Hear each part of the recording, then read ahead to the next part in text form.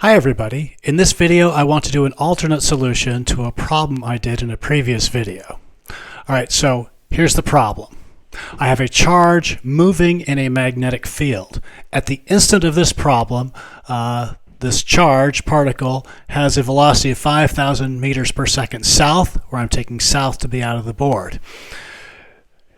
The magnetic field that this charge particle is moving through is 10 Tesla to the west. So I have north, south, east, west. I also have directions up and down. The coordinate system I'm going to take for this problem is similar to the one I did in the previous iteration of this problem. X will be east, Y will be up, and Z will be south. Alright, so at this instant, we're also given that the charged particle has an acceleration of magnitude 7 meters per second in the direction downward. All right, so all this information is for a given instant, and our job is to find the mass of this charged particle and the sign of the charge. All right, so in the previous video, I went over and drew a free body diagram. I can quickly summarize this here. The gravitational force, of course, is going to point downward. We can infer that the magnetic force must be upward as follows. If these are the only two forces, the magnetic force and gravitational force, and I have a downward gravitational force and a downward acceleration, the magnetic force must either be up or down because I've got nothing else going on in the in the x direction, or the z direction for that matter, with regard to forces. Furthermore, if there were no magnetic force and only a gravitational force, we would have an acceleration of 9.8 meters per second downward. But we have an acceleration of only 7 meters per second downward. That must mean there's some upward force that's provided by the magnetic force. So we could infer this picture. However, in this version of the solution, I'm going to use a full-blown vector method using the x hat, y hat, z hat unit vectors. And doing this, we can actually get the sign of the charge to come out of the wash. We'll figure this out in just a moment. All right, so let's see how that plays out. So in our full-blown vector formulation, I've got Newton's second law in vector form. Sum of the forces, sum of the force vectors acting on that mass will equal the mass of that mass multiplied by that mass's acceleration vector. All right, so I'm going to work this partly in symbolic form and then plug in some numbers.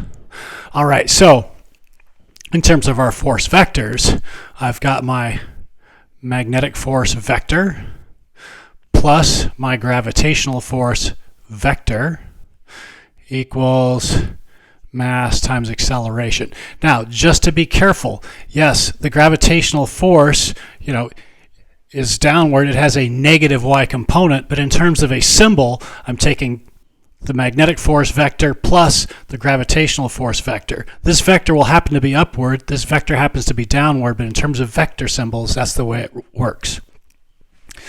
All right, so let's work out the magnetic force vector. I'm going to work that out here and then erase it. All right, so magnetic force vector, F sub m, I've got Q, V vector cross magnetic field vector. All right, so now let's plug in for these things. All right, so my charge, I don't know what it is. This is now the charge. It's not absolute value of the charge, it's just the charge because this is a full vector formulation. But what I'm going to do is I'm going to write this velocity in terms of a scalar, in terms of a magnitude and a direction. All right, so this velocity, which is 5,000 meters per second south, well, that'll be 5,000 meters per second in the positive z direction. So this velocity will be the magnitude of that velocity. That'll be this little v will be 5,000 meters per second. The south direction is the positive z direction, so I'm going to write that this way. Cross the magnetic field, that's 10 Tesla west, but west is in the negative x direction, so I'm going to have 10 Tesla will be represented, that's the magnitude of the magnetic field, and then the direction of that will be the minus x hat direction. All right, so if I were to write this out, this would be minus 10 Tesla x hat. It would give me that, 10 Tesla west. All right, so this v is a positive number because the magnitude of the velocity. This b is a positive number because the magnitude of the magnetic field. This q is a scalar that could be positive or negative depending on the sign of the charge. All right, so let's just work this out in one more step. The magnetic force vector. I'm going to have q, which could have a minus sign in it or not, v, which is a positive number, b, which is a positive number because those are magnitudes. Then I've got a minus right here. Then I've got z cross x hat. All right, z hat cross x hat is y hat. So we have for the magnetic force vector minus q, which could be positive or negative, v, which is positive, b, which is positive, y hat. All right, so all of this will go in for the magnetic force. Just to note our comparison with our previous solution, our previous video, we'd know that the magnetic force must be upwards. For that to be true, since v is positive and b is positive, to have an upward magnetic force, that means a positive y direction, we'd have to have a negative q here. A negative number for q. So I'd have minus, minus, positive, positive, y direction. So from this and this, we can infer that the charge must be negative. All right, we can just double check that to make sure. V cross b would give me downward for v cross b. So v cross b is downward, but I need negative of downward to give me upward. So it's all consistent. All right, so I'm going to plug this in for here and then continue working. So I'm going to erase this. Boom. So for the magnetic force, I had minus q v b y hat. For the gravitational force, that's magnitude mg, but it's in the negative y direction. I can write that as plus minus mg y hat. That will give me, that's a force vector in the negative y direction, equals m. Now the acceleration is downward. That'll be magnitude a, and the direction I can write as minus y hat. All right, so I can rearrange this. All right, let's solve for the mass. I could factor out a minus sign, but I'm going to leave it in there for now.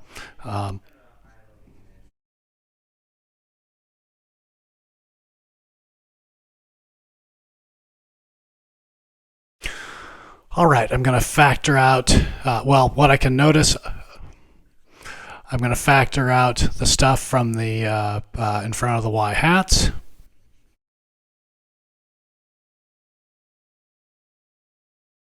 All right, so I've got this stuff times y hat equals this stuff times y hat. Now you can't cancel out the y hats really, but if I've got something times y hat equals another thing times y hat, this thing has got to be equal to that thing. So I can set equal the coefficients of the y hat unit vectors. And then I can solve for the mass.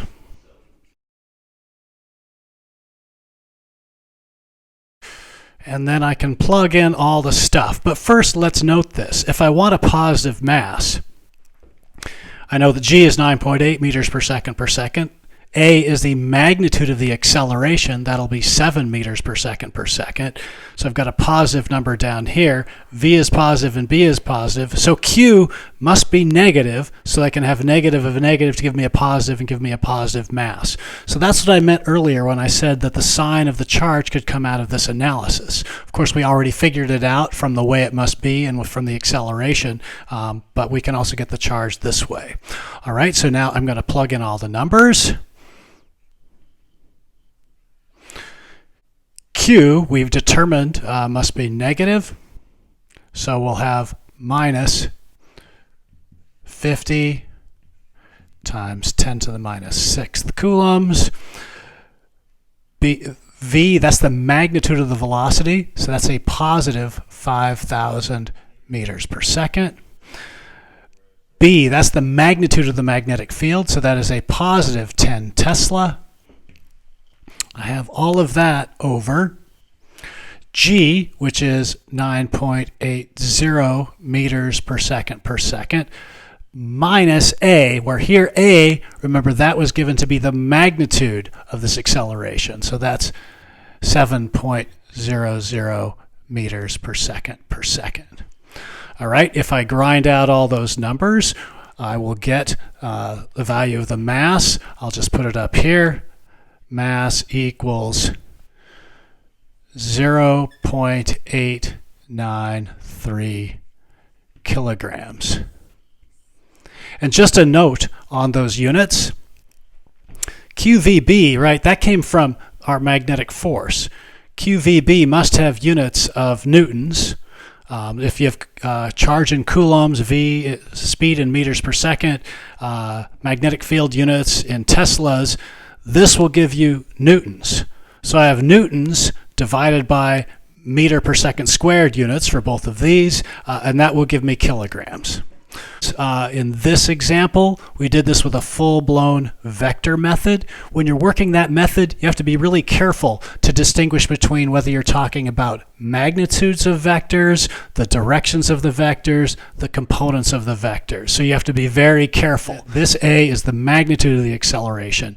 This B is the magnitude of the magnetic field vector. This V is the magnitude of the velocity.